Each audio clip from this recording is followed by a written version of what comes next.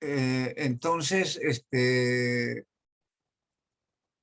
¿cómo se llama? Habíamos empezado con el tema de Amílcar como la última etapa de esta serie de charlas que hemos tenido, de conversaciones teóricas y también empíricas sobre el gobierno mundial. Mi idea es que terminamos hoy, digamos, las charlas propiamente, pero a mí me gustaría que para, digamos, el próximo encuentro, hagamos un ejercicio digamos, de las propuestas que de aquí están saliendo. Yo personalmente estoy muy interesado en conversar sobre la propuesta alternativa que se está perfilando por América Latina, digamos. Sí. Y entonces dejar como una conversación entre todos los países. Ojalá que Luzmila nos pudiera acompañar y que Marcelino nos pudiera acompañar para que habláramos sobre eso, las posibilidades que tiene un gobierno ya no unipolar, ni bipolar, ni tripolar, sino multipolar, pero también con críticas a los que están proponiendo el gobierno tripolar. Pero eso me gustaría que hiciéramos un encuentro final, digamos, sobre este tema. Claro. Y intercambiamos todo lo que cada uno de nosotros ha venido diciendo, la participación de Moisés, la participación también de Sergio, la participación de Amílcar y la mía, y entonces intercambiamos esto. Bueno, entonces hagamos una cosa. Amílcar, ¿por qué no termina usted su exposición? Sí, termina su exposición. ¿Quiere darnos un recuento así de dónde nos dejó y para dónde vamos ahora? Ya. Adelante. Bueno, primero, gracias, José. Primero saludar a Luzmila, que ya está ahí presente, y a Jairo, que parece que estaba ahí, pero se retiró, parece. Jairo. Bueno, Luzmila, buenas tardes. Hola, hola, ¿cómo están? Muy bien, ¿y tú? Bien. Bien, aquí entrando. Bueno, bienvenida. A Gracias. ver, no sé si está Jairo. Ahí está Luzmila, no, parece Jairo, sí, ahí está. Hola, Jairo, ¿me escuchas? A ver si nos das un saludito. No sé si es Jairo Racines o quién será, José. Puede ser, sí, yo no lo ubico aquí, eso lo dice Jairo. Sí, ahí está Jairo, pero no sé si será Jairo Jairo Racines. Racines. Ah, bueno, hola Jairo, un saludito. Ah, sí. Ahí está. ¿Qué hubo pues? Todo muy bien, gracias a Dios por aquí, por fin. Bueno, parece un jaque usted, parece un jaque con esa bobina y ese cuello. Es de pronto por la ocasión de tema.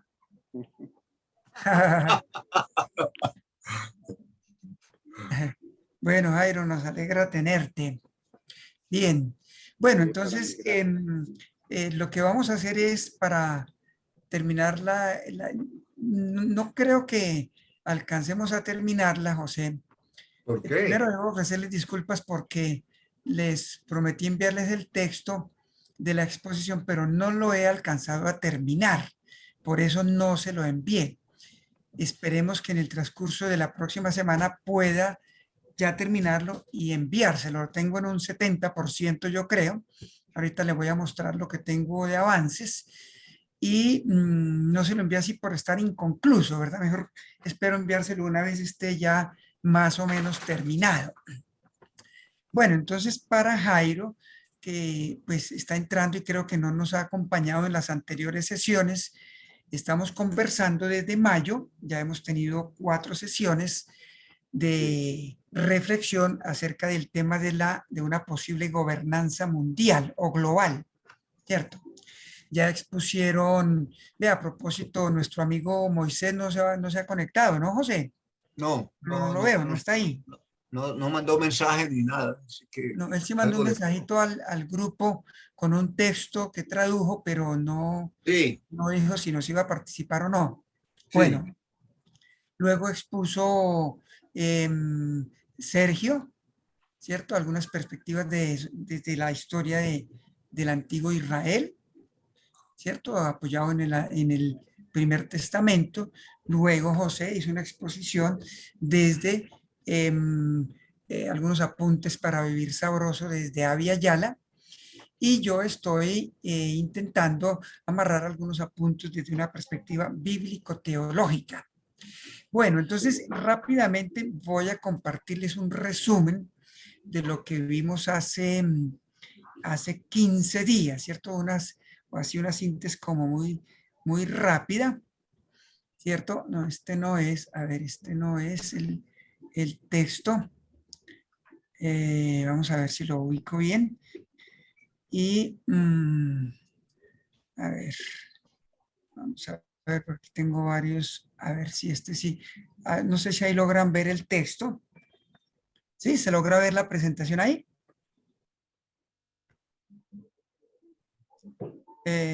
¿Sí? ¿Me están escuchando? Sí, Sí, bueno, ahí se ve la presentación. Sí, sí, sí, sí. sí se ve. Bueno, voy a ponerla un poquito más grande y voy a ir de corrido simplemente porque esto fue lo que ya vimos hace 15 días, ¿no? Yo lo he llamado intuiciones teológico-filosóficas de cara a la necesidad de un gobierno mundial, apuntes para la reflexión colectiva en brotes de vida. Bueno, empecé con algunos horizontes de apertura, ¿cierto? Mirando algunos de aspectos, digamos, de lo que podríamos llamar la coyuntura global, latinoamericana y local, para el caso de Colombia, ¿no? Hablando de que pues el actual orden mundial, tal como lo conocimos en el mundo unipolar de fines del siglo pasado y hasta más o menos, digamos, comienzos de este año, ya no se puede hablar de un mundo unipolar, ¿no? Porque evidentemente lo que estamos viendo es que ya la globalización económica ha llegado a su fin, ¿cierto? Luego, en un segundo punto, hablamos de los cambios que se están presentando a nivel latinoamericano con una serie de gobiernos progresistas que en mi modo de ver también reflejan esa mudanza política o ese reordenamiento que se está dando a nivel global. Y finalmente hice una alusión a la presentación del informe de la Comisión de la Verdad en Colombia, que fue presentado el pasado 28 de junio, que revela, digamos, el desgobierno de las instituciones legítimas y por otra parte el orden armado que, pues, José ya en sus apuntes sobre la realidad colombiana, con la serie de muertes, de asesinatos que no paran, refleja como el tipo de orden que se ha impuesto en Colombia en los últimos 30 años, ¿no? Un desgobierno y un orden basado pues como en una serie de economías ilegítimas que buscan es mantener el sistema de violencia.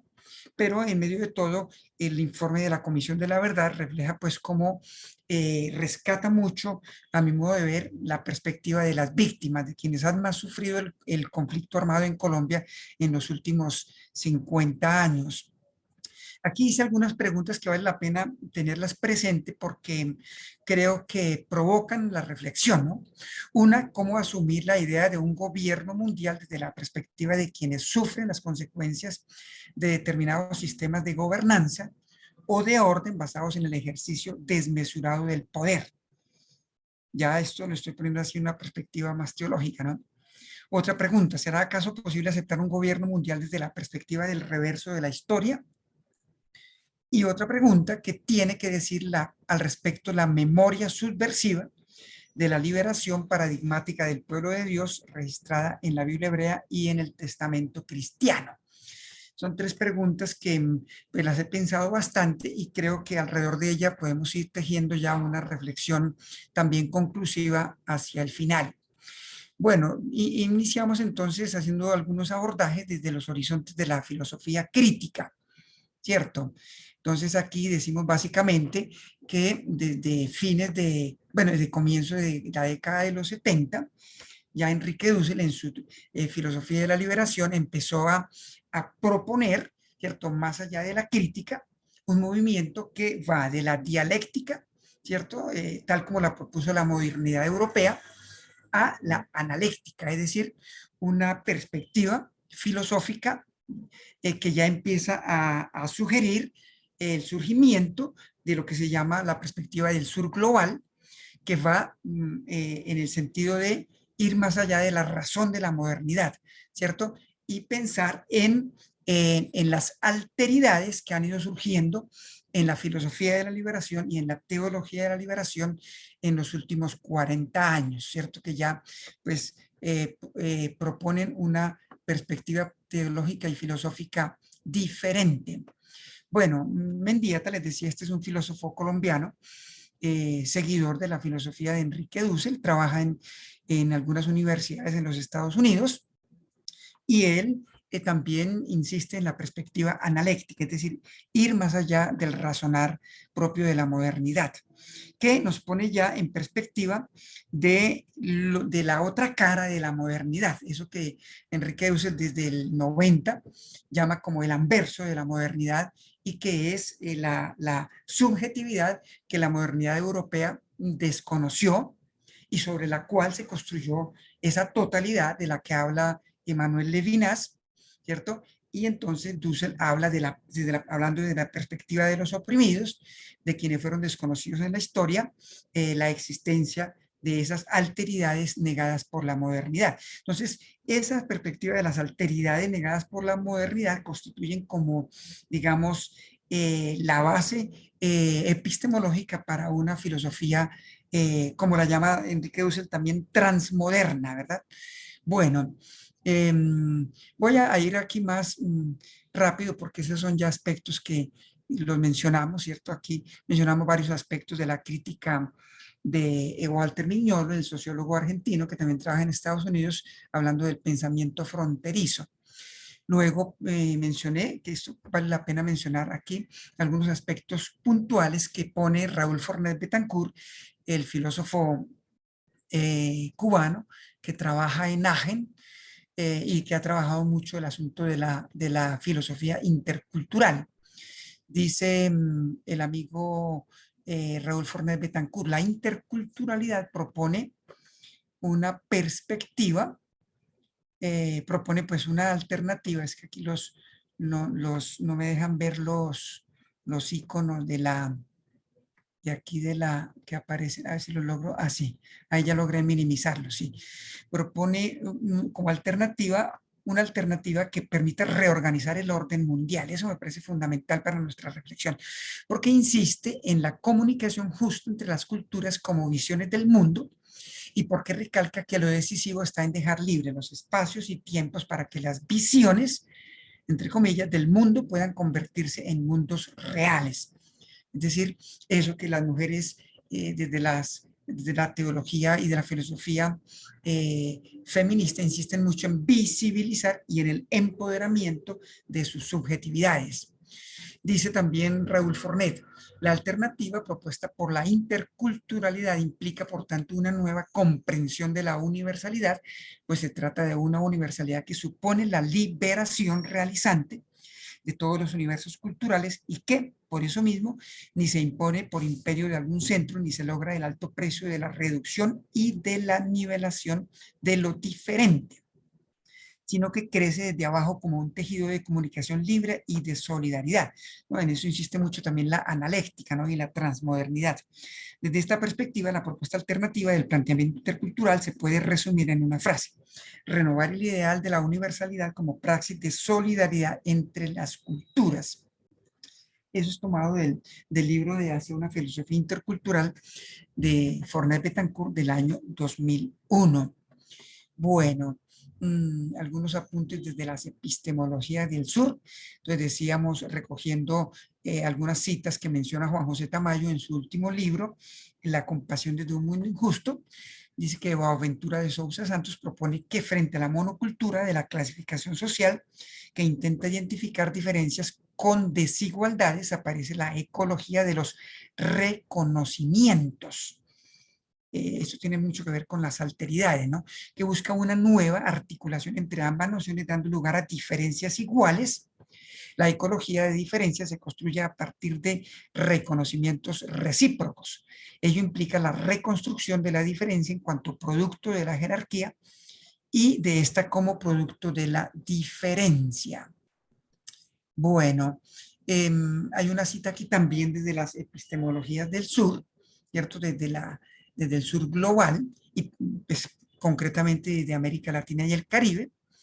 Esterman, que es, como dije, filósofo suizo que trabaja por muchos años en el mundo andino, suramericano, él dice, califica como idolatría la actitud soberbia de la filosofía occidental que se presenta como supracultural cuando dice que ninguna cultura, ningún topos filosófico puede abarcar todas y cada una de las posibilidades de la humanidad.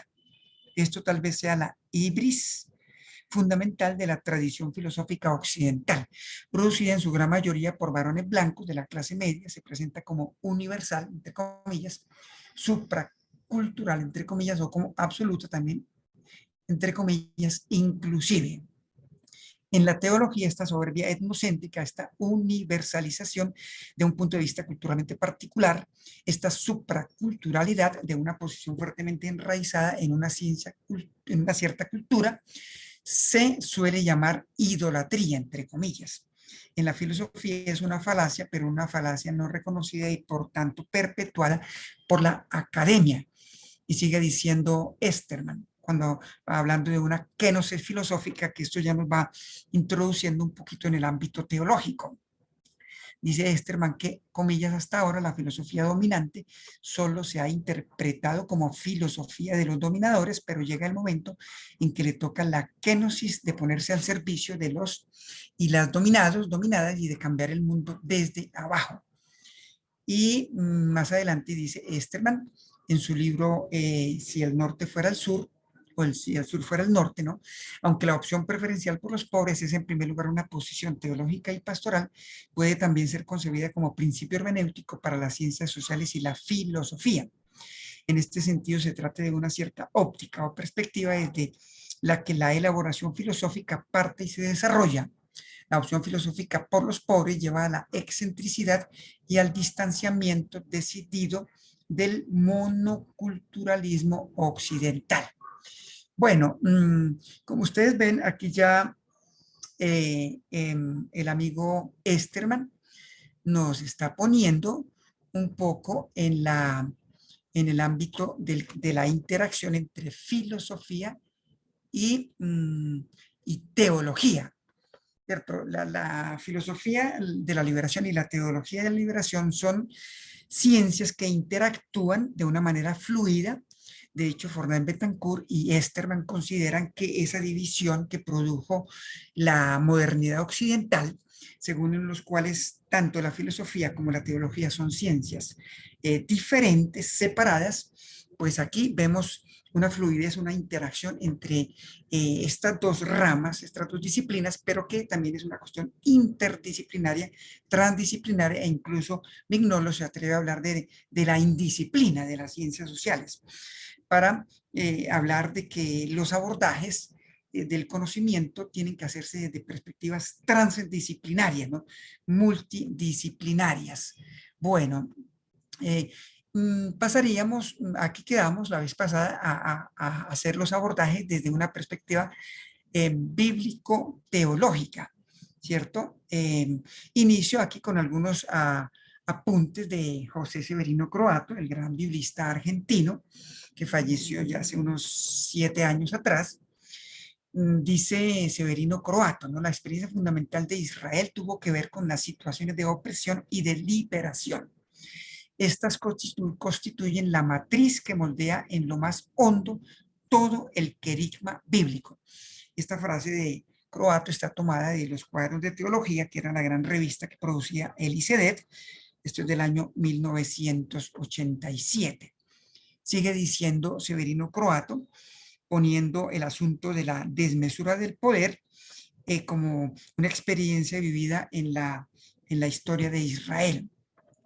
A partir de una exégesis de Isaías 10:5 a 2:27a, considera que, comillas, en la lectura profética de estas prácticas, es decir, se refiere de la dominación extranjera por parte de los imperios de turno, y su base ideológica se alude constantemente a la desmesura del poder, con la figura del endiosamiento del rey, su jactancia conquistadora, su desprecio por los pueblos dominados. Esta cita está tomada de la misma revista de la diapositiva anterior. Y sigue diciendo Croato, la relación entre violencia y desmesura del poder. Comillas, la tierra estaba llena de violencia, nos dice el redactor que introduce el relato del diluvio. Génesis 6, 11b hasta 13a. La constatación parece global, pero el contexto inmediato clausura la referencia a los hombres, en los versículos 5 y 12b, y más concretamente a la desmesura de los gigantes, los famosos Nefilim, poderosos y famosos, que son mencionados en el versículo 4 de esa narrativa del diluvio. Este pasaje bíblico nos sirve de buen comienzo para reflexionar sobre lo que es la violencia, ese fenómeno humano de todos los tiempos registrados en los textos más antiguos de que tengamos conocimiento. Bien, sigue diciendo Croato.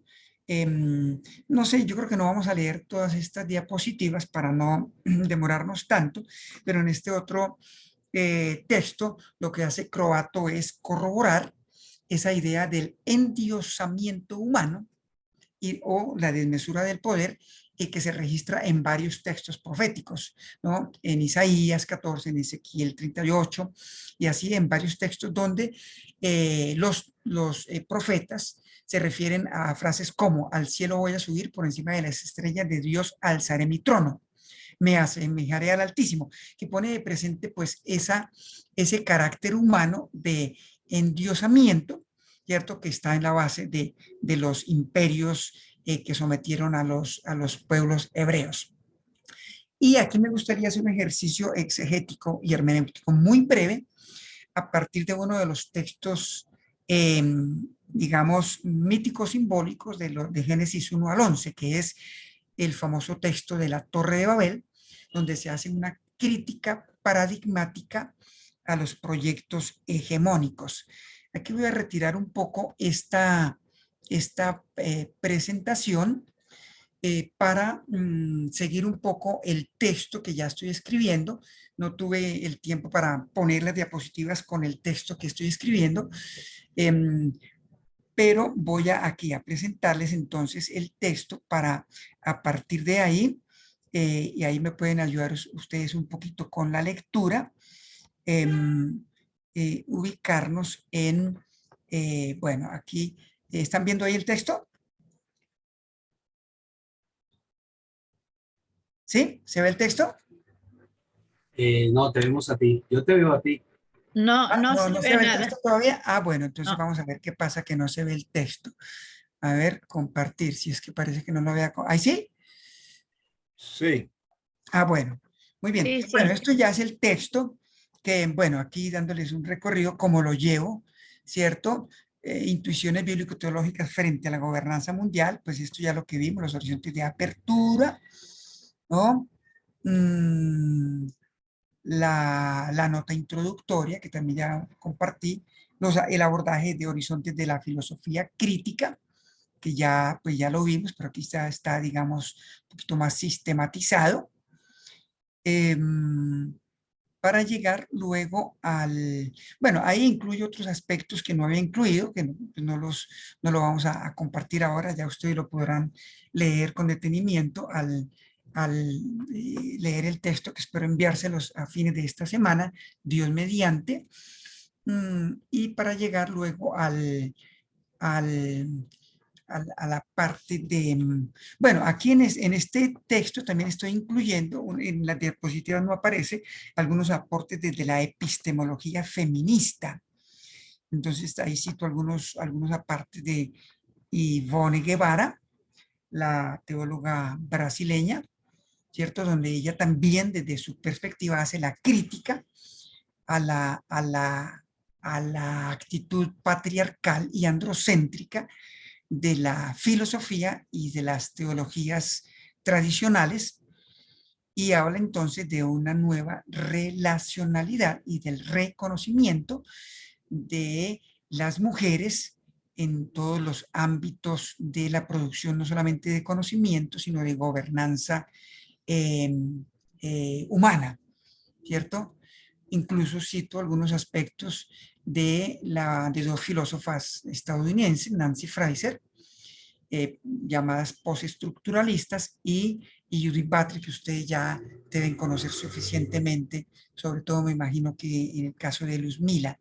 Entonces son cositas que ella no entro a leer para no demorarnos mucho, a ver si al final nos da tiempo de intercambiar algunas inquietudes, preguntas acerca de esta exposición, para llegar finalmente a los abordajes desde los horizontes bíblico-teológicos. Pues aquí ya vimos un poquito estamos viendo ya los aportes desde la perspectiva de José Severino Croato, ¿cierto?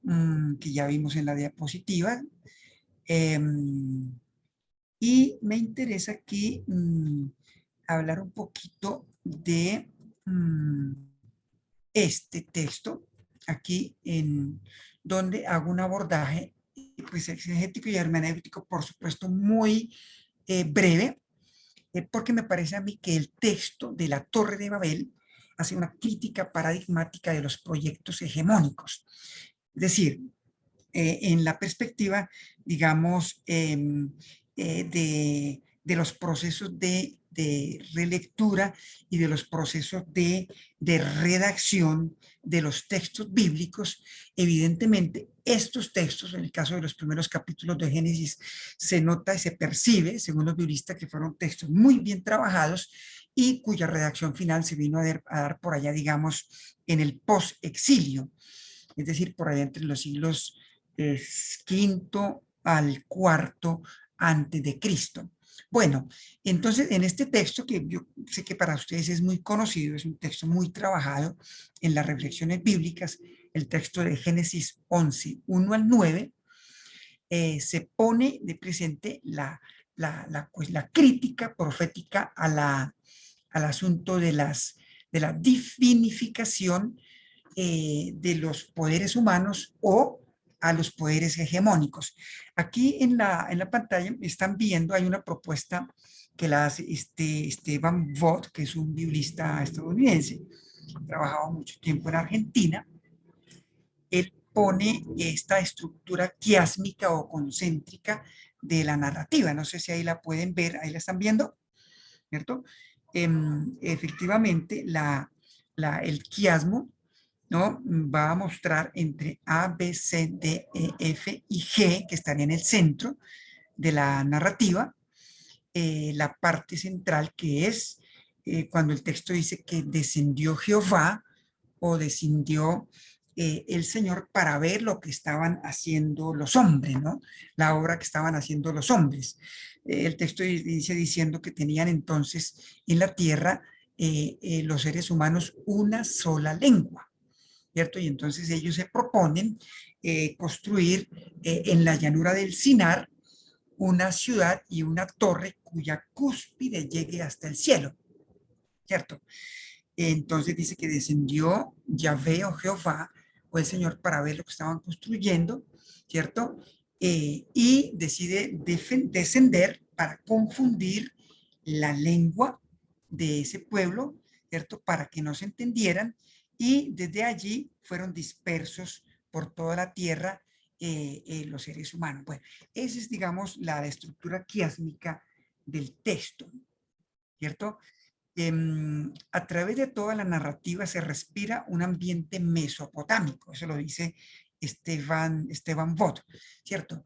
Es decir, cuando uno lee ese texto, evidentemente, el trasfondo que está en el texto es un trasfondo mesopotámico, no solamente porque se menciona el Valle de Sinar, ¿cierto? Que geográficamente pues, se puede ubicar entre los ríos Éufrates Y aquí está Sinar, donde se ubica geográficamente la narrativa, es el nombre usado en la Biblia hebrea para la vasta llanura comprendida entre los ríos Tigris y Éufrates, designada con el nombre de Mesopotamia. Es una cita que tomo ahí de la Biblia Dios habla hoy. Y el nombre, cierto, de la ciudad que se le va a dar Babel, pues es una manera irónica como los sabios hebreos que fueron los redactores finales de estos textos míticos simbólicos que tenemos en Génesis 1 al 11, pues ironizan con la figura de Babilonia, ¿cierto? Pero evidentemente el trasfondo sociopolítico es la dominación babilónica, ¿cierto? Que la sufrieron los judíos de la diáspora, digamos los nobles y los líderes religiosos que fueron llevados cautivos a Babilonia y que después también mantuvo cautivos el imperio aqueménida, el imperio persa. Bueno, ahí utilizo luego algunos análisis de Milton Schwantes, el amigo biblista brasileño, que falleció también hace algunos años, y con el cual tuvimos oportunidad de compartir en CETELA, ¿cierto? En varios encuentros. Dice Schwantes que el objetivo de la planicie, ciudad, torre, estado, es mantener la cohesión, la unidad y la cohesión, para que no seamos esprayados, en portugués, no seamos dispersos por toda la tierra. Para que la ciudad pueda ejercer su poder o su hegemonía, es indispensable, dice Schwantes, que el pueblo no se desparrame, ¿cierto? No se espalle, que hable una sola lengua. Sin unidad de pueblo, ni un espacio geográfico y sobre una misma cultura, queda más fácil mantener entonces en el mundo antiguo la idea de un solo Estado con un solo régimen y un solo pueblo. La ciudad crea un solo pueblo, dice Schwantes. Evidentemente, Schwantes en su libro Proyectos de Esperanza, Meditaciones sobre Génesis 1 al 11, dice Milton Schwantes que quienes están detrás del texto son los campesinos, ¿cierto? Hebreos, ¿cierto? De Judá, que sufrieron la opresión de los imperios babilónico y medo-persa. Bueno, en la Biblia de nuestro pueblo hay una nota interesante que es la Biblia, es un trabajo que hicieron los misioneros claretianos en América Latina con la Biblia de Luis Alonso Shekel, el biblista español. Dice que una sola lengua, de lo que se habla en el versículo 1, no quiere decir que el pueblo entero hablaba la misma lengua, con las mismas palabras.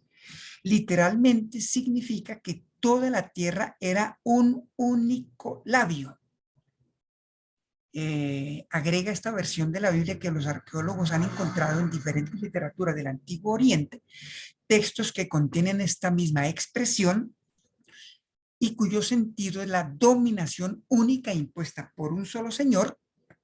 Así, por ejemplo, en el Prima de Tiglat-Pileser, allá por el año 1116-1090 a.C., se dice, comillas, desde el principio de mi reinado hasta mi 5º año de gobierno, mi mano conquistó por todo 42 territorios y sus príncipes. Desde la otra orilla del río Sab inferior, línea de confín más allá de los bosques de las montañas, hasta la otra orilla del Éufrates, hasta la tierra de los hititas y el mar del occidente. Yo los convertí en una única boca. Tomé rehenes y les impuse tributos. Y concluye esta Biblia que la expresión una única boca, que es la que estamos resaltando, no tiene nada que ver con cuestiones idiomáticas, sino con un asunto político. Se trata de la imposición por la fuerza de un sistema económico tributario en cabeza de un único señor cuyo lenguaje es el de la conquista y la dominación. Bueno, aquí yo relaciono esta noción de una única boca, ¿cierto? Que establece un dominio global con la idea de Apocalipsis 17, con aquella figura que presenta Apocalipsis 17 de Babilonia la Grande, ¿no? Madre de las prostitutas y de las obscenidades de la tierra. Es más o menos la misma figura ¿cierto? Presentada en diferentes lenguajes literarios, ¿cierto? Evidentemente lo que tenemos en Génesis 11 con la Torre de Babel es un lenguaje, pues, Schwante lo llama una especie de parábola, pero es un lenguaje mítico simbólico, y lo que tenemos en Apocalipsis, pues obviamente es literatura apocalíptica, donde de manera afín también abunda el lenguaje simbólico. La narrativa de la Torre de Babel es una crítica profética a la hegemonía de la ciudad, donde se asientan gobernantes divinizados que quieren someter mediante la fuerza de la explotación a los pueblos de la tierra. La solución que propone la narrativa es la dispersión de la población. En eso insiste mucho Milton Schwantes. La dispersión como solución a los proyectos de dominación. Se propone el derecho de los pueblos a conservar su autonomía, su lengua, su cultura frente a la dominación hegemónica. Según la Biblia del Peregrino, que es la misma que les mencioné, la Biblia de Shekel, adaptada para América Latina, con el relato de la Torre de Babel queda completado el círculo del análisis crítico de los sabios de Israel, que los sabios de Israel han tenido que hacer de su propia historia. O sea, realmente lo que tenemos ahí es como un proceso de relecturas y de revisiones de textos que ya estaban escritos, y los redactores finales tratan de pulir y de poner un mensaje un poco más claro, ¿cierto? A través de esta narrativa, los sabios hebreos proponen una comprensión teológica acerca de los orígenes del mal, fuente de todos sus problemas internos y externos vividos a lo largo de procesos de dominación por parte de los imperios de turno, pero a la vez constituyeron una fuente de resistencia y esperanza para no claudicar como pueblo-nación. Bueno, aquí luego les comparto como una síntesis de un ejercicio que hicimos en mi comunidad de fe, en la comunidad Casa Bíblica, que hicimos en el 2010 un ejercicio exegético y hermenéutico de analogía entre el texto de la Torre de Babel, ¿cierto? Génesis 11, 1 al 9, en relación con la narrativa de Pentecostés, de Hechos 2, 1 al 13. Las afinidades teológicas entre estos dos textos son asombrosas. Representan el sentido profundo de dos proyectos antagónicos. Por un lado, el de la torre excluyente, y por otro lado, el de la casa donde caben todos los seres humanos. Por razón de espacio no podemos entrar aquí en un estudio exegético amplio del asunto, ¿cierto? A compartir, pero en este cuadro que les comparto aquí a continuación, no sé si ahí lo están visualizando, se muestran las antípodas de las dos narrativas que estamos mencionando. Bueno, no sé si ahí logran visualizar el cuadro o lo pongo un poquito más grande. A ver, lo voy a bajar para ponerlo en otra página para poder, vamos, visualizar. Está bien así, ¿Sí? Se ve. Se ve Bueno, Más arriba, más arriba, ya, más arriba. entonces, eso, aquí tenemos Sí. en el cuadro, ¿cierto? Voy a ponerlo un poquito más grande. pero Lo que tenemos en Génesis 11, 1 al 9, ¿cierto? En el lado izquierdo del cuadro, la gente hablaba una sola lengua, ¿cierto? La idea que le dijimos de la única boca, una sola boca, que no se refiere a la cuestión idiomática, sino a la cuestión de un proyecto político, hegemónico, de dominación, ¿cierto? Ahí vale la pena mencionar que ustedes recordarán que pues a mí por lo menos me tocó, no sé si a ustedes, que las enseñanzas que recibíamos en las iglesias tradicionales nos mostraban la narrativa de la Torre de Babel como el origen de los diferentes idiomas, de las lenguas, ¿cierto? Lo cual, pues, obviamente es una lectura superflua y que no tienen en cuenta, ¿cierto?, el sentido profundo del mensaje. Entonces, es un proyecto homogeneizador lo que tenemos en Génesis 11, 1 al 9. El proyecto es construir una ciudad y una torre símbolo de exclusión y dominación, ¿cierto? La idea de la ciudad y la torre, más o menos, dice Schwantes, conserva la idea de las ciudades griegas, de las acrópolis griegas, donde en la parte más alta de la ciudad estaba la guarnición militar y una torre desde donde se controlaba, por supuesto, toda la ciudad. Esa es la idea, dice Schwantes, que tenemos en ese texto. La consecuencia de ese proyecto es una humanidad dispersa por toda la tierra. Ahí en el fondo entonces una alternativa contrahegemónica que busca afirmar los derechos de los pueblos a su cultura, a su libertad y a su proyecto económico, digamos, libre también, ¿cierto? Tenemos ahí un proyecto androcéntrico, patriarcal, dirían las mujeres, ¿cierto? Quiriarcal, un proyecto elitista, significa la condena de todo proyecto humano idolátrico, y en el símbolo de este proyecto son los famosos sigurat, que ustedes han podido escuchar, ¿cierto? Y que nos muestran mucho cuando se nos habla de la historia de Babilonia, ¿cierto? Los famosos sigurat. Es interesante que más que los sigurat, dice Schwantes, lo que tenemos es la idea de una torre, una guarnición militar, ¿cierto? Pero es interesante que en los sigurat, ¿cierto? Que eran, digamos, templos que construían los babilonios, y que tenían en la cúspide un templo, ¿cierto? Un cuarto de uso exclusivo para que el rey o el gobernante subiera hasta allá, hasta el pináculo, y entonces allá descendía de la divinidad a bendecir el gobierno, ¿cierto? Una especie como de simbiosis entre la divinidad y el gobernante para obviamente legitimar el proyecto hegemónico. Bueno, de otro lado, lo que tenemos en Pentecostés, por supuesto, no, ustedes, es un texto también muy conocido por ustedes, lo encontramos en Hechos 2, 1 al 13. Tenemos ahí: el Espíritu hace que la gente hable en diferentes idiomas. Entonces, en el fondo es un respeto por todas las culturas diferentes. Recuerden que el texto dice que había gente, habían elamitas, había gente persas, en babilonios, había gente de partos, medos, bueno, de todas las culturas, digamos, conocidas en la cuenca del Mediterráneo, alrededor del cual se creó pues el Imperio Romano, ¿cierto? Están presentes ahí y todos entendieron el mensaje. Entonces hay una afirmación de la diversidad cultural. Por otro lado, es importante tener presente que eso ocurre en una casa. ¿Recuerdan la llamada, la casa donde estaban huyendo los discípulos y las discípulas, seguidores y seguidoras de Jesús, ¿cierto? Huyendo de la persecución política después de la muerte de Jesús, y se encuentran ahí, dice que las mujeres, yo me imagino que también había niños, niñas, estaban todos los discípulos, discípulas, reunidos esperando pues la promesa. Y ahí reciben todos y todas el Espíritu. El Espíritu cayó sobre todos. Es interesante, ¿no? Que todos y todas comienzan a hablar y entender en diferentes idiomas. Entonces lo que tenemos ahí, el proyecto del Espíritu, es un proyecto para todos los seres humanos que no excluye a nadie. Y ahí el papel de las mujeres es muy importante en esa narrativa.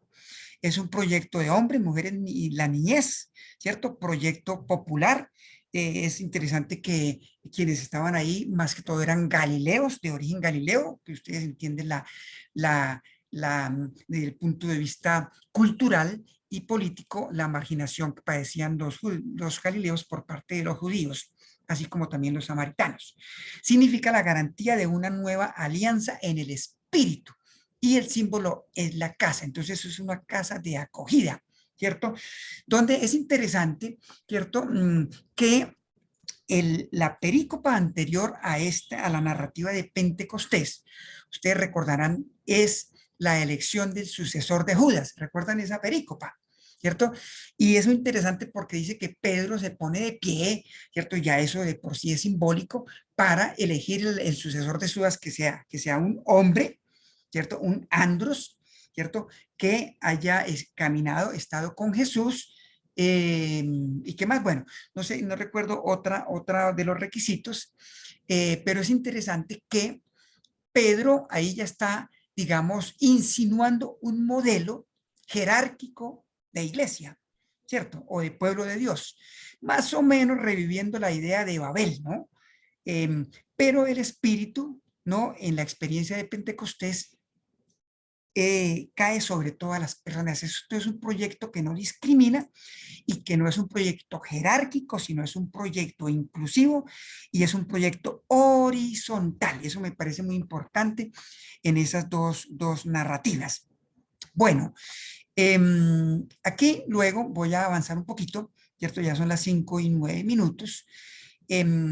Digo, en este punto, chacanas entre el primer y el segundo testamento, ¿cierto? Chacana es una palabra que recupera mucho el amigo Joseph Esterman en la filosofía y la teología andina, y en quechua, en aymara, tiene que ver con puentes, ¿no? Para establecer relaciones, no solamente entre los seres humanos y la Pachamama, sino también entre la divinidad y los seres humanos y toda la creación. Bueno, entonces digo aquí, evidentemente la Torre de Babel, que simboliza el proyecto de la única boca como paradigma de los gobiernos humanos totalizadores, y la casa comunitaria del Pentecostés, que simboliza el espacio, un espacio de acogida respetuosa para todos los pueblos de la tierra, hace falta un puente, una chacana que permita articularlas de manera coherente. A mi modo de ver, este puente o hilo de amarre es la figura teológica del siervo sufriente. Esta figura no surge de la nada, es fruto del proceso de sufrimiento vivido durante largos años de sometimiento y diáspora del pueblo de Israel, ¿no? Con razón, dice el profeta del consuelo, allá en Isaías 53, ¿cierto? Que es donde está consignado con ya la parte final de los poemas del siervo sufriente. Dice en Isaías 53:11, por los trabajos soportados verá la luz, se saciará de saber, mi siervo inocente rehabilitará a todos porque cargó con sus crímenes. Entonces, lo que tenemos, digamos, en los poemas del siervo sufriente, es una elaboración teológica que, según en este caso el biblista español Francis Rames Darder, ¿cierto? Hablando del proceso de redacción del libro de Isaías, este autor considera que el libro de Isaías es resultado de un largo proceso de composición. Considera él que fue terminado allá por los años 331 al 198 antes de Cristo. Es decir, ya en tiempos en que ya se está constituyendo el imperio griego, ¿no? Un miembro erudito del resto de Israel vinculado a la espiritualidad isaiana, afincado en Jerusalén junto al templo y fiel a la ley, le dio forma definitiva al libro de Isaías desde la perspectiva de lo que él llama la teología nueva. Ahí esa noción de Rames Darder es muy interesante porque va a mostrar cómo es resultado de un proceso de elaboración. De hecho, todo el libro de Isaías es eso, desde la teología del gran Isaías del siglo VIII antes de Cristo, ¿cierto? Que matiza y reinterpreta aspectos teológicos de la obra tejida por los discípulos del profeta del consuelo, ¿no? Entonces, ustedes saben que en el libro de Isaías por lo menos tenemos 3 Isaías, pero Rames Darder habla de un proceso colectivo de redacción y recomposición de lo que hoy conocemos como el libro de Isaías.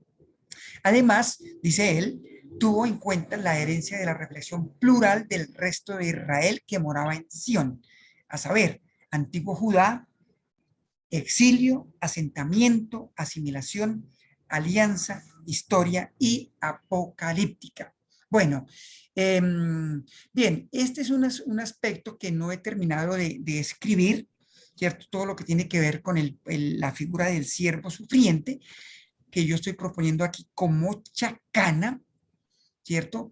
Para hilar una propuesta teológica desde la perspectiva crítica que ya vimos que nos propone pues Croato, que hemos visto a partir de la narrativa paradigmática de la Torre de Babel, y la propuesta de la nueva comunidad, del nuevo pueblo de Dios, de la que pues, se habla en el Nuevo Testamento. Esa chacana del siervo sufriente no la he terminado de escribir, pero esa chacana, evidentemente, como ustedes ya podrán sospechar, va a terminar como síntesis en la figura de Jesús de Nazaret, como el prototipo, el paradigma del cumplimiento, no solamente de esa perspectiva del siervo sufriente, ¿cierto? Que por supuesto, para el caso de Isaías, lo que tenemos como trasfondo es la figura del resto de Israel, los sufrimientos de lo que en Isaías y en los términos de los profetas del exilio se llama el remanente de Israel, el botón, ¿cierto? El revento de Israel, el retoño de Israel, que es una figura teológica que expresa el proceso de sufrimiento, pero de síntesis de una nueva teología, de que Rames Darder me llama la teología de la historia,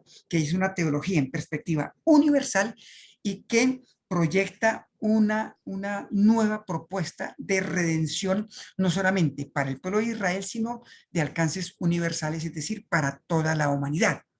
Evidentemente, a lo que vamos a llegar con Jesús de Nazaret es eso, ¿no? La figura de que en Jesús se va a cumplir ya, pues obviamente los teólogos del Nuevo Testamento, Pablo, van a releer los poemas del siervo sufriente desde la experiencia, vida, obra, muerte y resurrección de Jesús de Nazaret. Entonces, por eso Pablo lo va a mostrar allá en Filipenses 2, que es otro texto que voy a mencionar ahí, como el prototipo, ¿cierto? Del vaciamiento, de la kenosis, ¿cierto? Y ahí en ese poema de Filipenses 2, 1 al 13, donde Pablo plantea, ¿cierto? El proceso de vaciamiento del Cristo, ¿cierto? Que siendo Dios no estima aferrarse a Dios, sino que se despoja, se vacía la kenosis de ese ser y entonces se hace hombre, y en su proceso de vaciamiento no se hace cualquier tipo de hombre, sino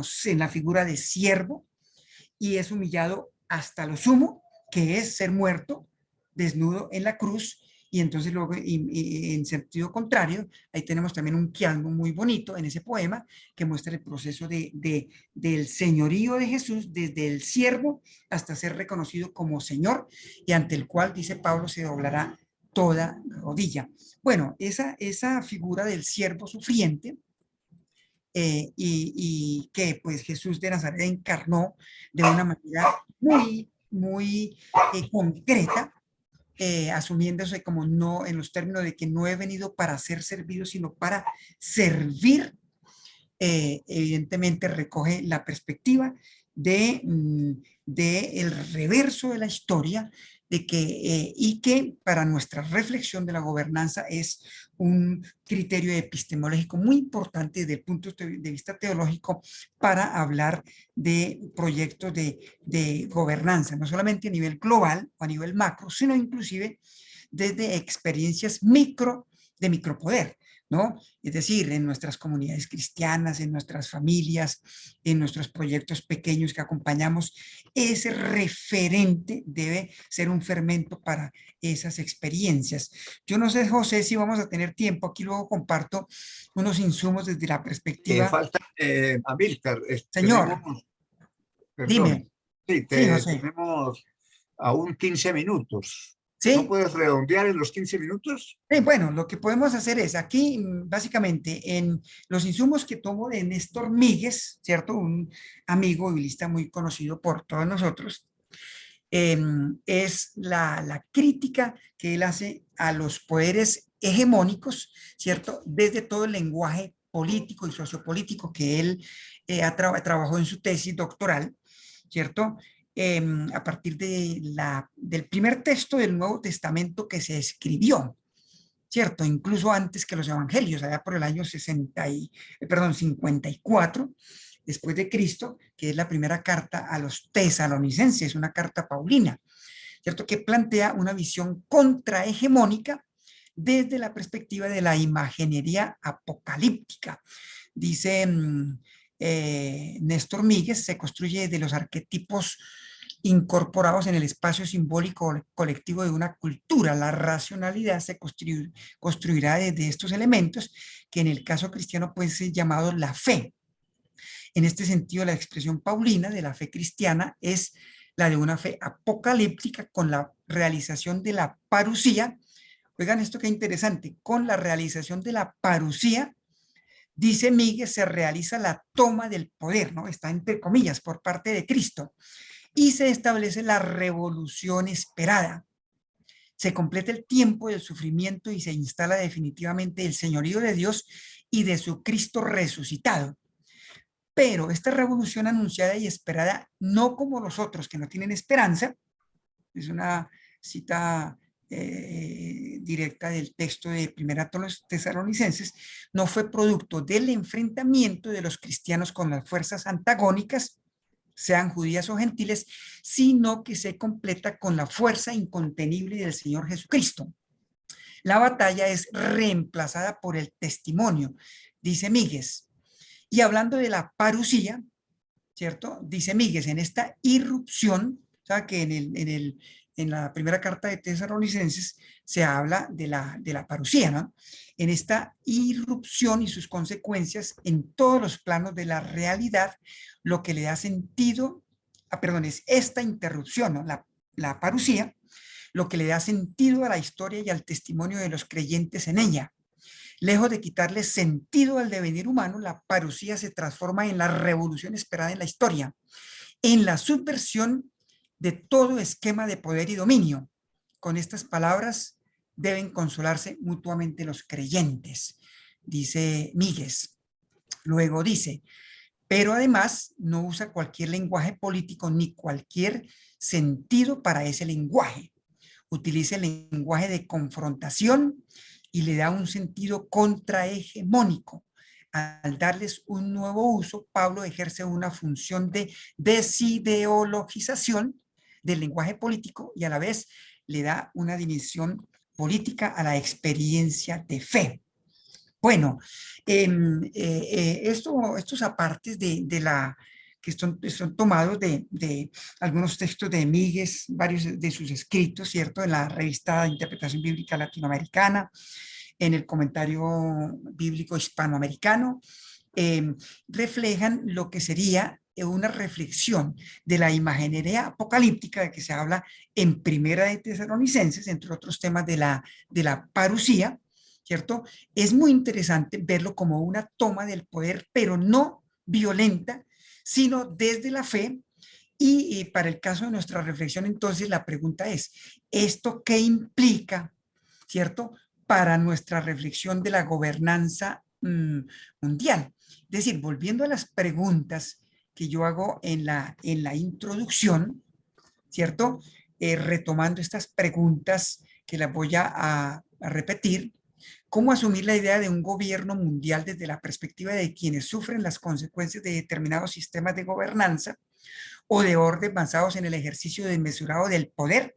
¿Cómo? ¿Cómo asumirlo? O sea, porque es que nosotros estamos hablando como creyentes, como hombres y mujeres de fe, ¿cierto? Y desde ahí nos ubicamos, pero también somos ciudadanos, tenemos ciudadanía. Y es interesante que en la reflexión que hace Míguez, pues obviamente se está refiriendo a la gente creyente de Tesalónica, una ciudad muy importante en el Imperio Romano, una ciudad libre, ¿cierto? Pero les habla de cómo asumir desde la esperanza los sufrimientos causados por un poder hegemónico, como era el del Imperio Romano. La otra pregunta, ¿será acaso posible aceptar un gobierno mundial desde la perspectiva del reverso de la historia, así como lo estamos planteando? ¿Qué tiene que decir al respecto la memoria subversiva, ¿cierto?, de la liberación paradigmática del pueblo de Dios registrada en la Biblia hebrea y en el Testamento cristiano? Bueno, yo dejaría ahí la reflexión, ¿cierto?, José, para dar espacio para inquietudes, preguntas, observaciones. Yo espero poderlo terminar en el transcurso de esta semana, enviárselo para que ustedes lo puedan leer ya de una manera más calmada, lo puedan digerir de una manera más tranquila. Y como dice José, está anunciando para dentro de 15 días, pues podamos, digamos, hacer propuestas desde nuestra espiritualidad para lo que es frente a esa idea de una gobernanza, un proyecto de supuesto de gobernanza mundial, ¿no? Bueno, entonces, en estos últimos minuticos, José, si te parece, abriríamos para inquietudes, observaciones, preguntas. Sergio, Tania, Marcelino, Jairo, Luzmila, José, ¿quién más está? ¿No? Parece que no hay nadie más, José. Finalmente, sí, Jairo. somos nosotros, ¿no? Bueno, entonces, a Bueno, ver, Amílcar, muchas gracias. Realmente es excelente material. Ese material sí vale la pena. Bueno, hay que echarle la leída, pero vale la pena pensar en publicarlo, Amílcar. bueno, Sí, pues no solo en la revista nuestra, que va a ser muy de poco alcance, pero yo creo que hay que darle alguna dimensión, ¿no?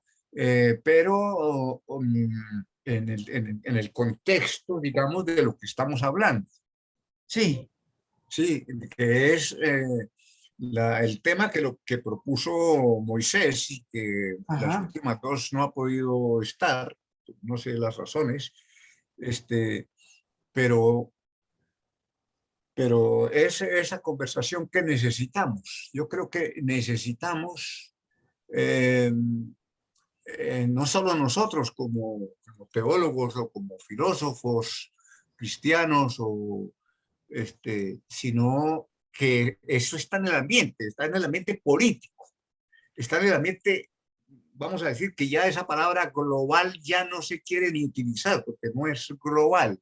Lo que se pensaba que era universal propuesta era la propuesta occidental y no era tal universo. claro, Sí. Entonces, sí, es que aquí estamos hablando de un salto epistemológico, de claro, nuevo, digamos, estamos sí, hablando es una concepción que está afectando el conocimiento que teníamos. sí, Sí, ya el conocimiento que teníamos tanto de la lectura de la Biblia como de la teología, como de la filosofía, como de la política y de la economía y toda esta cosa, ya no sirven de esos esquemas viejos. Es así decir, es. todo lo que hemos venido diciendo, la modernidad ya no puede explicar estas realidades. Sí, ya Claro, no las puede explicar, porque antes las tenía todas explicadas específicamente. Y ahora estamos viendo que hay, con lo asunto de la interculturalidad y la diversificación, la diversidad, se nos está abriendo un mundo completamente otro. Me parece muy bien aplicado a lo que tú estás diciendo de la Torre de Babel y de Pentecostés, ajá, digamos, ¿no?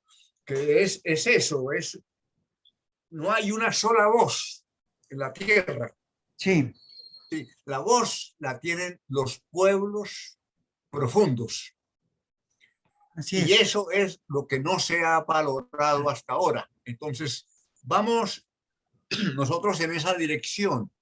A mí me parece eh, muy buena este acercamiento eh, porque yo veo en todos los artículos, digamos, de geopolítica, de los grandes que están haciendo investigación al respecto, pero cuando ellos hablan, por ejemplo, de una alternativa, están pensando en poder, sí, están Sí, pensando en dominio otra vez, ¿no? Es de quitarle el poder a otro, sí, nos lo distribuimos entre todos, pero queda el poder sí, como el centro de esa nueva humanidad. Y eso en las perspectivas que nosotros hemos visto de los pueblos profundos como sí, de la teología, eso no tiene cabida, eso no es la propuesta. así Sí, es. por más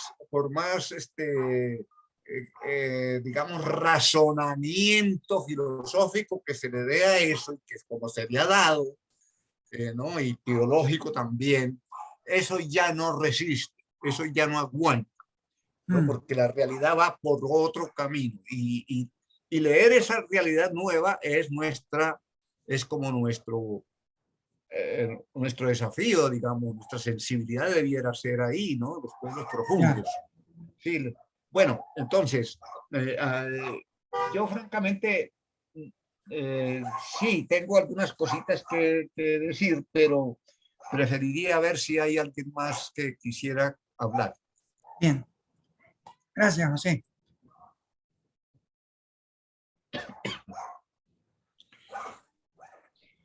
Mira, me agradó tu presentación, Amílcar, muy entendible. Y yo estuve pensando en toda esta propuesta contrahegemónica de poder y todo. Entonces, la teología feminista hace una crítica al modelo, ¿no? Pero todo el modelo no está visto desde, si bien es cierto, está contemplado el plano económico, pero todo está colocado en el patriarcado, ¿no? Origen del sexismo, Sí, racismo y todos los sí, sismos que pueda suceder, ¿no? sí, Entonces el patriarcado, y claro, y las propuestas de las feministas radicales van por el por qué no pensar en un matriarcado, y ahí tiene que ver con el feminismo comunitario porque tiene el valor la naturaleza, así en relación con las mujeres, ¿no? La valoración en el territorio de la naturaleza. sí. Ahora, como está tan difundido este tema del patriarcado, androcentrismo, todo, entonces y yo con con mis estudiantes les digo que ustedes piensan, ¿cómo es posible que va a pensar sobre el matriarcado? ¿Qué sé yo? Y entonces se genera toda una discusión y claro, es impensable para ellos porque eso era en las sociedades antiguas, ¿no? Antes que sucediera en las culturas el patriarcado. Entonces, yo digo, ¿cómo podemos trabajar una propuesta que tenga que ver esto, que es de la teología indígena, ¿no? Con la relación de la naturaleza, ¿no? Y claro, definitivamente son otros tipos de poderes, ¿no? Son otros tipos de poderes. No está centralizado, no hegemónico, no jerárquico, pero habría que ver estas otras potencialidades que se da desde los mismos sujetos, ¿no? Entonces, y allí cae muy bien con esta diversidad que hablas de la reconstitución de hechos, ¿no? Cuando se habla Sí. primero el proyecto hegemónico de la Torre Babel y ahora con las otras culturas que se da en hechos, ¿no? Visibilizar estas otras lógicas de poderes, ¿no? Que van trabajando desde abajo, ¿no? De soluciones al nivel agro, a nivel político, ¿no? Son otras propuestas políticas también, ¿no? Entonces, incluso conozco una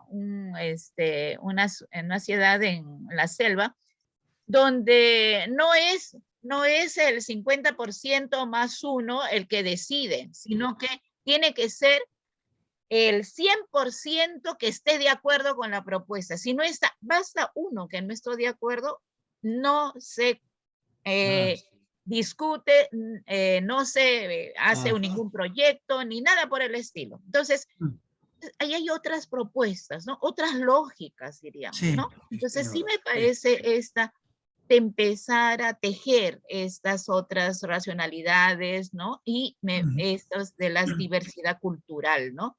Porque allí va ofreciendo otras propuestas de poderes, ¿no? Y Sí, que Claro. visibilizan los sujetos, ¿no? Eso Así que es. me suscitó el Gracias, tema. sí, Ludmila. Sí, gracias, muy gracias, bien. Ludmila, muy lúcida, Claro. sí, está por ahí. El asunto, digamos, que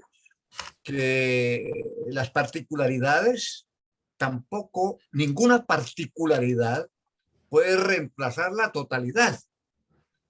Sí, Sí. porque sí, no es voltear la moneda, ¿no? Es decir, antes era cara, ahora, ¿no? Ahora es sello, ahora es la contraparte de la moneda. No, ya no se usa ni la figura de la moneda, ¿sí? Y a mí me parece que en eso debemos trabajar también. Yo estoy muy de acuerdo, porque hay otras cosas que las vamos a conversar tal vez, o otros enfoques, digamos, en el sentido de que sí, no es que le estamos diciendo no al poder, pero el poder no es el que define para dónde vamos, sino Sí. hay otros centros, digamos, teológicos, y hay otros centros políticos y económicos y culturales que no son, no para rechazar el poder, no podemos decir que no, sin poder, no, es con poder, pero con un poder con otra finalidad que no sea ella el poder mismo. Entonces me parece excelente tu acercamiento, Luzmila, ¿Cómo y no? porque está muy de acuerdo con lo que Amílcar nos ha recalcado Sí. hoy. Bueno, Amílcar, no sé si hay alguien más. No, decir a partir de lo que nos aportaba Luzmila, que en ese sentido la noción de reciprocidad propia de las culturas andinas es muy importante, Sí, ¿cierto? Porque es el reconocimiento de la diferencia en términos de intercambio, pero para el beneficio común, ¿cierto? sí. De manera que muy importante, sí. Bueno, por ahí que entró Carlos Mario, pero parece que no, dice que no No, escuchaba y se retiró. no, sí, sí, bueno, vamos a, entonces, ¿alguien más quisiera decir algo sobre la ponencia de hoy? O si no, la dejamos para la discusión, esta discusión que ya tenemos, Ya, o discusión o diálogo, digamos, porque ya lo pusimos. no tenemos la propuesta. Y yo no creo que puede haber una propuesta, digamos, en el sentido, esta es la propuesta, Claro. sino vamos a hacer propuestas Mm, la idea es cómo nosotros logramos incidir en los mundos que están en esta discusión, para no quedarnos entre los poquitísimos que somos aquí, ya, sino cómo incidimos. Entonces, ¿qué canales podríamos abrir con otras redes y con donde se pueden decidir cosas mayores que las que nosotros podemos decidir, ¿no? A mí por eso digo a Milcar que hay que pensar en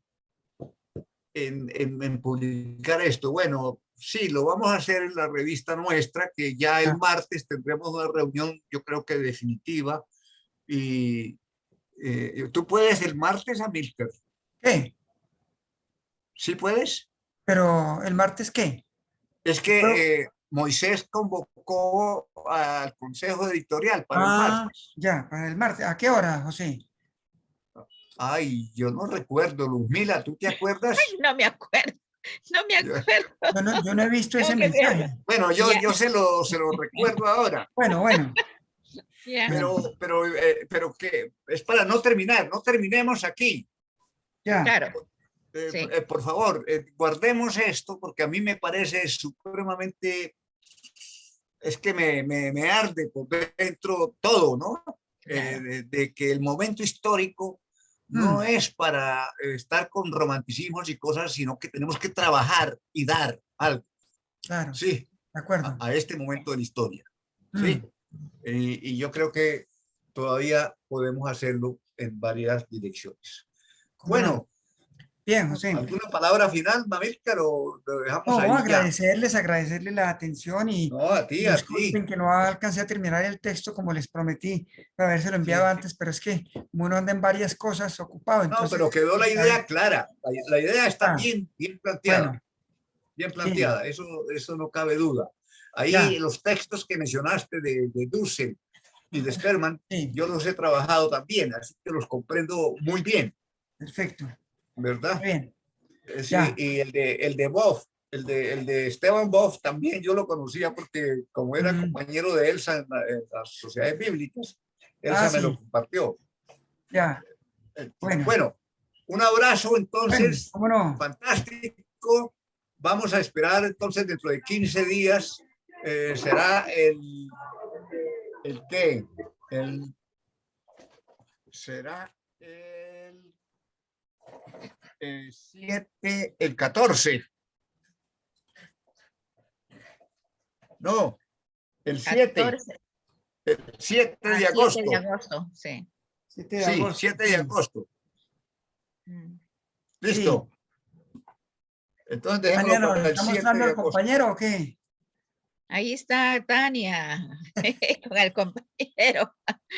Para Hola, la ¿cómo hora. está Sergio? Ah, es, pues, Gerson, no anda enfermo ahora. No sé. Bueno, yo creo que ese texto le debe interesar mucho, te debe interesar mucho aquí porque es un texto también de historia. ¿cuál? El Sí. que acabas de hacer, Amílcar. Te estoy hablando a, Ah, bueno, sí. a México, le estoy hablando ahora, A ¿no? México lindo y querido. Porque, Ya, sí, bueno, pero entonces, dentro de 15 días, vamos a ver si ojalá que más gente se matricule para conversar estas cosas. Sí. bien. Bueno, un abrazo para todos. Bueno, abrazos Saludos. cordiales. Muchas gracias. Chao, Hasta chao. Hasta luego. Muchas gracias. Chao. Muchas